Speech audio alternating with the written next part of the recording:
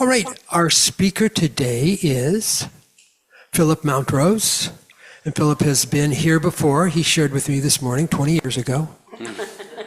And we both affirmed we're not that old. But somehow time does pass.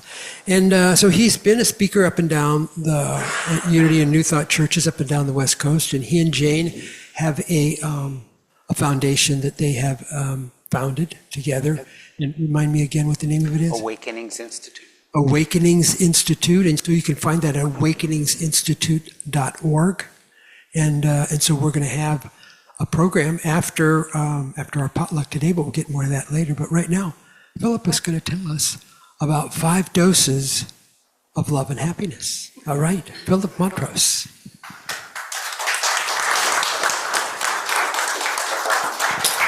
Great to be here with you, everyone, talking about 5 doses of love and happiness, kind of matching the carpet here with some roses.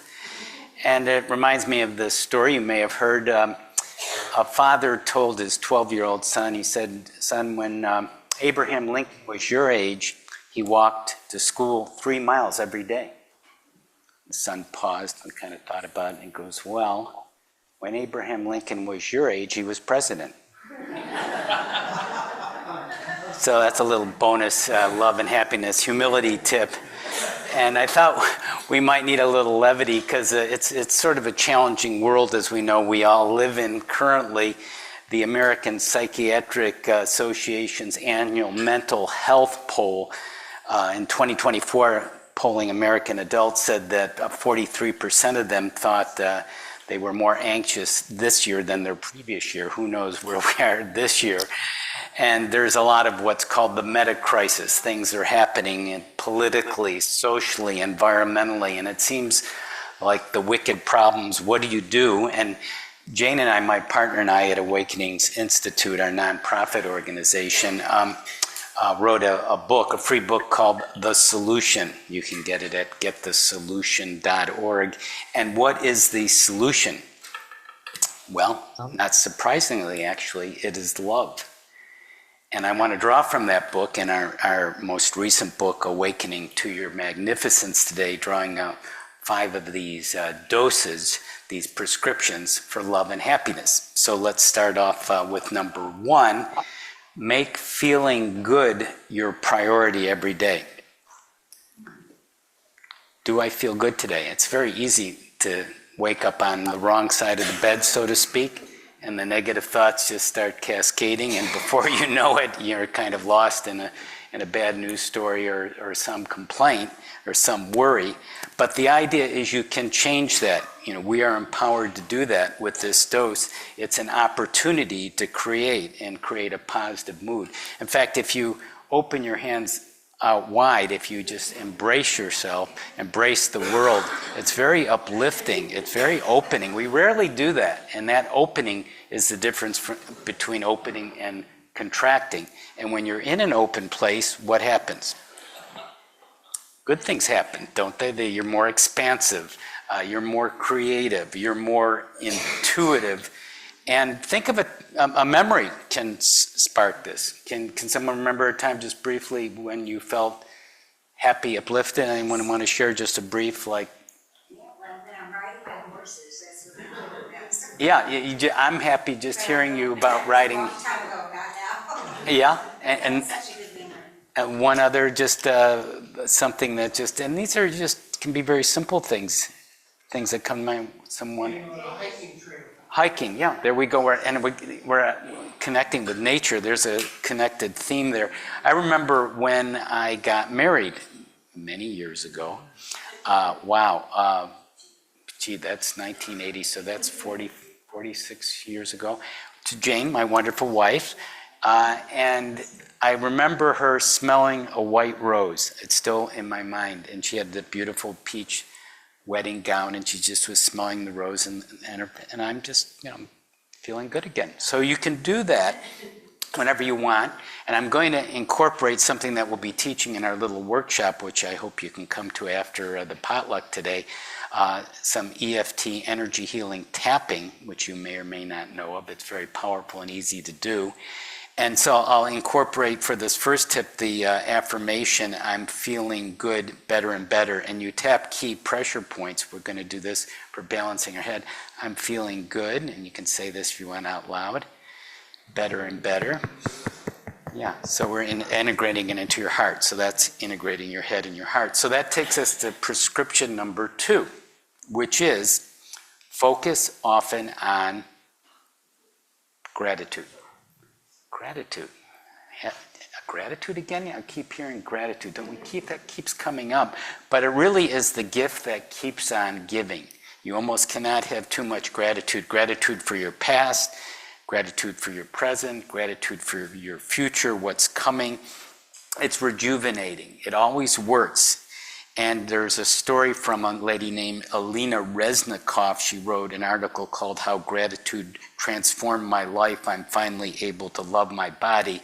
Because you see, Alina, when she grew up, she hated her body. You know, maybe some of us can relate to that. And she said a lot of bad things about her body and didn't treat it well. And her personality sort of showed that. It was, hard for her to relate to people because she felt so bad about herself and her body. But, as she grew up, something happened. She had an epiphany. She had that day. She had that awakening. And I know I've had this. You probably all have had that. One day, something happens. The light goes on. And I think it comes from the seeds we're planting, like the seeds we're planting maybe with the love and happiness today may bear fruit in a day, a week, a year, a decade. But we're planting these seeds. And for Alina, she realized her body was a miracle. She could actually love her body. It was incredible how it worked every day, all the beating of the heart continuously and all the systems. And so she started to journal daily about her body, how much she loved all the organs of her body and the way it worked and as a system as a whole. And her life completely changed around in her personality, how she connected with people as well. So that's prescription number 2 of 5. Number 3, slow down, slow down. Breathe, relax. That sort of goes together, mantra, slowing down. In other words, instead of being in the momentum, which we often are, being in the moment. And often we're just afraid we're going to miss something, so we keep hurrying along and we're actually missing things. We're so worried we're missing things, we're actually missing things. It's kind of ironic there. And we don't smell the roses or the coffee or whatever. We're not playful. We're not creative. We're not in that magical place. We're not in that open place. We're more contracted if we're in a momentum. And I want to take you through a little brief, very mini meditation here. It's sort of a preview also of what will go more into the imagination workshop later today. So the idea is you start to relax. And if you want, you can close your eyes. And this will help you slow down and breathe and relax. And as you close your eyes, that's a signal for your brain waves to slow down, right? Relaxing more and more. And you become lighter and lighter. And as you get lighter and lighter, and every cell in your body relaxes and opens up, you imagine lifting yourself up to a beautiful mountain or a beautiful lofty summit, someplace high where you have an incredible panoramic view, where you have a sense of connection with the whole world. And amazing things can happen there as you just hang out there for a moment, breathing, relaxing, knowing that you're here. You have no place to go, nothing to do, just to be, to love. And from there, anything is truly possible as you breathe and relax. Knowing that you can return to this beautiful summit mountaintop whenever you choose. And now you can start to come back into your body, feeling your feet on the ground. And when you're ready, you can open your eyes. You're back here, a little more slowed down, a little more present, a little more, we're a little more here. I can see it. I'm a little here. Okay, good. We're here. Where am I? Yes, I'm here. Great. Prescription number 4, love and happiness.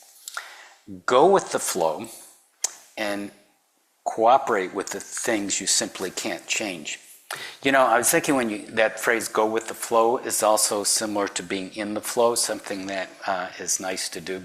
When you go with the flow, you start to be in the flow too. Because a lot of the things we struggle with, sort of that mindset we talked about earlier, we can't do anything about. We wring our hands and we have a lot of stress, but what can we do about it?